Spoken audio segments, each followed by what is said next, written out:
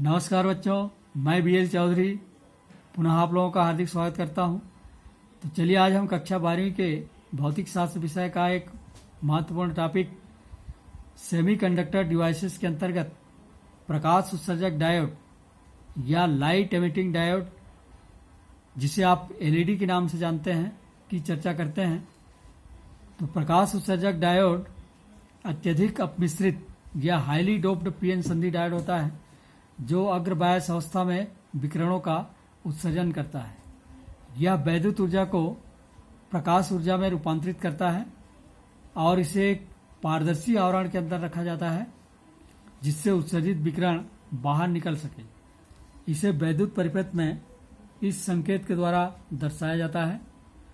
तो ये संकेत जो है सामान्य PN संधि डायोड का संकेत है। अंतर केवल इतना है कि इसमें प्रकाश विकिरण को बाहर निकलते हुए इस प्रकार से दर्शाया गया है। LED का वैद्युत परिपथ यहाँ पर दर्शाया गया है चित्र में। D एक LED है, लाइट एमिटिंग डायोड है, R धारा नियंत्रक है और C सेल है।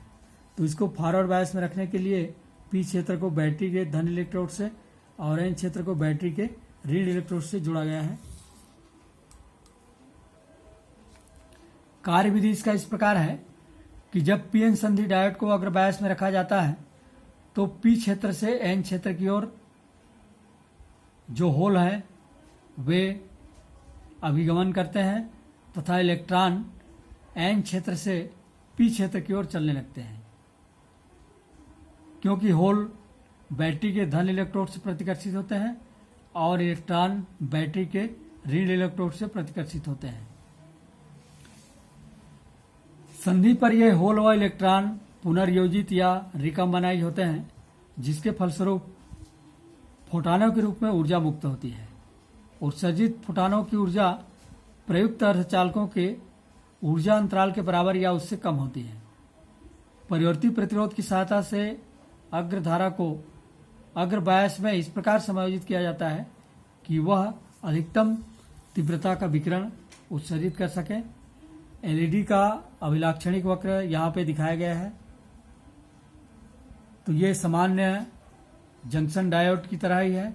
अंतर केवल इतना है कि यहाँ पर जो देहली वोल्टता का मान है अन्य डायोडों की तुलना में अधिक है। देहली वोल्टता उस वोल्टता कहते हैं जिसमें धारा का मान फॉरवर्ड बायस में तेजी से बढ़ता है और जो इसका पश्च बायस में आप देख रहे हैं कि भंजन वोल्टता का मान काफी कम होता है, मात्र 5 वोल्ट के आसपास होता है। उपयुक्त अर्धचालकों का चुनाव LED के लिए इस प्रकार किया जाता है कि जो दृश्य प्रकाश फोटॉनों की ऊर्जा 3 इलेक्ट्रॉन वोल्ट से 1.8 इलेक्ट्रॉन वोल्ट तक होती है। अतः LED बनाने के लिए अर्धचालक की ऊर्जा अंतराल को कम से कम 1.8 इलेक्ट्रॉन वोल्ट तो होना ही चाहिए, जबकि सिलिकॉन के लिए एनर्जी गैप का मान मात्र 1.1 इलेक्ट्रॉन वोल्ट और जर्मेनियम के लिए 0.7 इलेक्ट्रॉन वोल्ट होता है। अतः दृश्य प्रकाश उत्सर्जित करने वाला LED बनाने के लिए ये सिलिकॉन और जर्मेनियम अनुपयुक्त होते हैं। विभिन्न रंग के फोटॉन उत्सर्जित करने वाले LED बनाने के लिए यौगिक अर्धचालक जैसे कि gallium arsenide phosphide GaAsX-1 PX का उपयोग किया जाता है, जहां X का मान 1, 2, 3, 4 इस प्रकार से हो सकता है।